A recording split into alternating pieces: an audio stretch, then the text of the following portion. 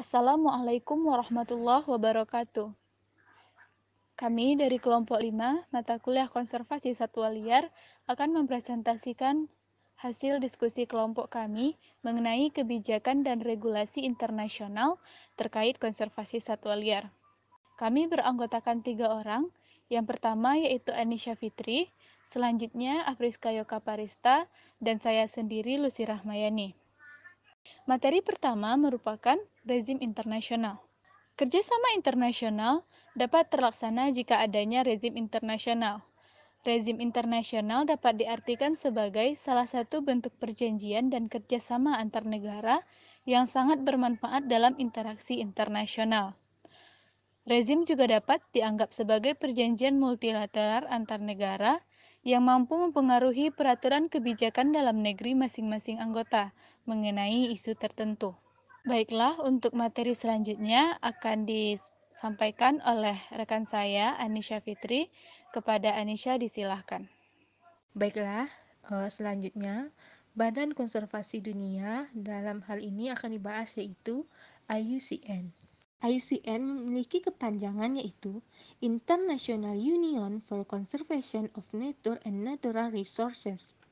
Merupakan instrumen hukum internasional perlindungan dan pemanfaatan satwa liar yang dilindungi, sesuai dengan tingkat populasi, kondisi habitat, dan penyebarannya. IUCN mengklasifikasikan spesies berdasarkan tingkat keterancaman terhadap kepunahan. Spesies-spesies tersebut yang terancam punah dimasukkan dalam daftar merah IUCN. Kategori keterancaman spesies berdasarkan daftar merah IUCN dibagi menjadi 8. Pertama, punah. Suatu takson dikatakan punah apabila tidak ada keraguan bahwa individu terakhir telah mati. Suatu takson diduga punah apabila survei menyeluruh di habitat yang diketahui dalam waktu yang memadai di seluruh wilayah penyebarannya tidak dapat mencatat keberadaan individu. Kedua, punah di alam.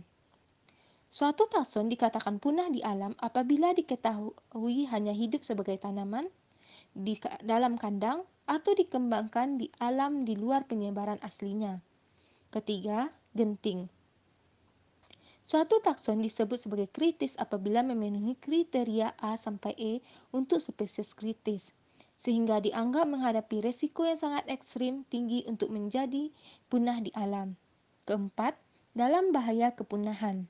Suatu takson dikatakan dalam bahaya kepunahan apabila memenuhi kriteria A sampai E untuk spesies dalam bahaya kepunahan, sehingga dianggap menghadapi resiko yang sangat tinggi untuk terjadinya kepunahan di alam. Kelima, rentan. Suatu takson dikatakan rentan apabila memenuhi kriteria A sampai E untuk spesies rentan sehingga dapat dianggap menghadapi risiko tinggi terhadap kepunahan di alam. Keenam, mendekati terancam. Suatu takson dikatakan mendekati terancam apabila telah dievaluasi tetapi tidak memenuhi kriteria CR, EN, atau VU, tetapi mendekati kriteria tersebut atau cenderung untuk memenuhi kriteria terancam pada butir 3, 4, dan 5. Belum terancam atau belum perlu diperhatikan, yaitu takson yang telah dievaluasi tetapi tidak memenuhi kriteria CR, EN, VU, maupun NT. Spesies yang tersebar luas dan melimpah masuk dalam kategori ini.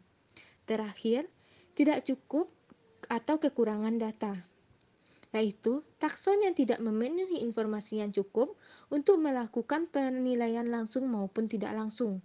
Spesies yang masuk dalam kategori ini belum tentu dalam posisi yang aman dari ancaman kepunahan. Sehubungan dengan banyaknya dan tidak terkendalinya masalah-masalah perdagangan bebas satwa langka, sebuah organisasi yang memberikan perlindungan terhadap satwa yaitu IUCN tidak tinggal diam. Pada pertemuannya yang ketujuh di Polandia pada tahun 1960, negara-negara yang tergabung IUCN menganjurkan perbatasan perdagangan satwa langka. Dari gagasan ini maka ditandatanganilah CITES.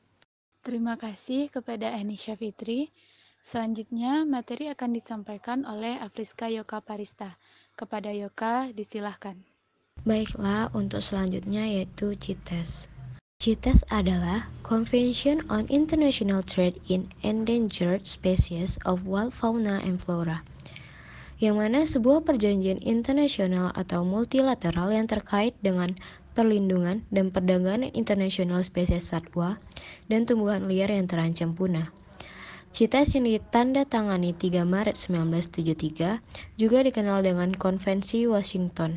Pada tahun 1978, Indonesia sebagai negara megah biodiversity meratifikasi CITES melalui keputusan Presiden atau Kepres pada nomor 43 tahun 1978 tentang pengesahan Convention International Trade of Endangered Species of Wild Fauna and Flora atau CITES. Ada 4 hal pokok yang menjadi dasar terbentuknya konvensi CITES. Yang pertama, perlunya perlindungan jangka panjang terhadap tumbuhan dan satwa liar bagi manusia. Kemudian, meningkatnya nilai sumber tumbuhan dan satwa liar bagi manusia.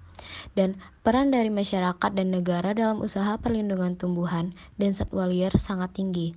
Dan yang terakhir, makin mendesaknya kebutuhan suatu kerjasama internasional untuk melindungi jenis-jenis tersebut dari overeksploitasi melalui kontrol perdagangan internasional.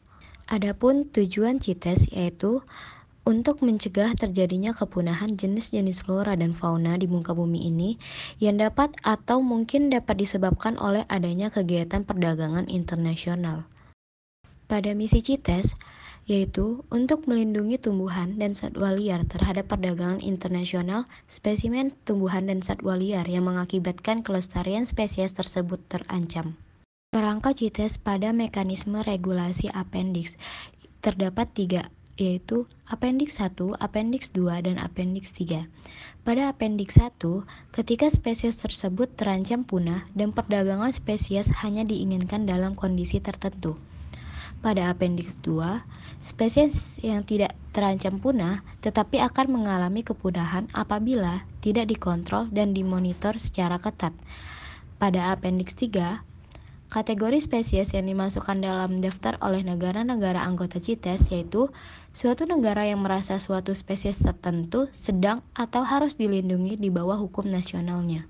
Sekretariat CITES berada di negara Swiss. Pemerintah Indonesia telah meratifikasi konvensi tersebut dengan keputusan pemerintah nomor 43 tahun 1978. Pengendalian tersebut didasarkan pada kenyataan bahwa eksploitasi tumbuhan dan satwa liar untuk kepentingan perdagangan merupakan ancaman terbesar terhadap kelangsungan hidup tumbuhan dan satwa liar tersebut. Dan kenyataan bahwa saat ini nilai perdagangan internasional tumbuhan dan satwa liar menempati peringkat kedua setelah narkotika. Terima kasih kita ucapkan kepada Afriska Yoka Parista. Baiklah, sekian presentasi yang dapat kami sampaikan dari kelompok 5. Terlebih dan terkurang kami mohon maaf. Assalamualaikum warahmatullahi wabarakatuh.